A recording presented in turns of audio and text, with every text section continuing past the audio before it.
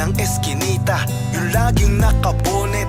Ako'y dumidiskarte bilang isang panganay.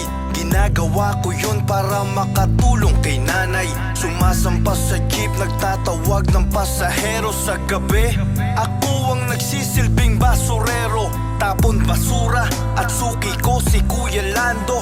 Wala pang tao, kaya pinto nila'y sarado. Kaya't nag-aabang, hinihintay siyang dumating. Nakasalubong ko si Gregor na parang napapraning. Hindi niya ako pinapansin, ang layo ng kanyang tingin. At parang may hinihintay sa eskinitang madilim. Sa gabi ay hindi makatulog, ako'y dinadalaw ng konsensya ko.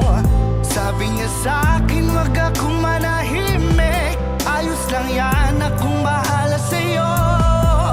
Kasalanan ko ang lahat ng ito, bakit tumanggi ako sa hiling mo?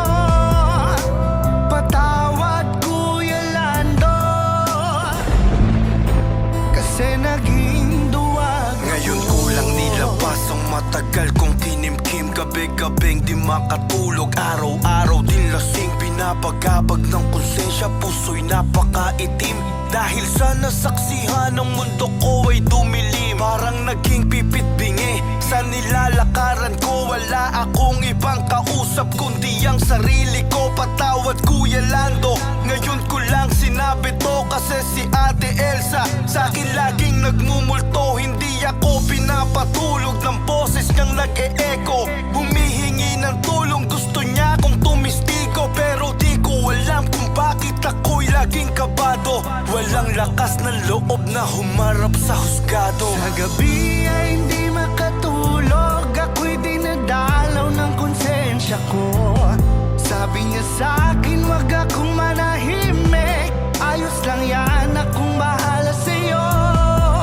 Kasalanan ko ang lahat ng ito, bakit tumanggi ako sa hiling mo? Patawad, Kuya Lando,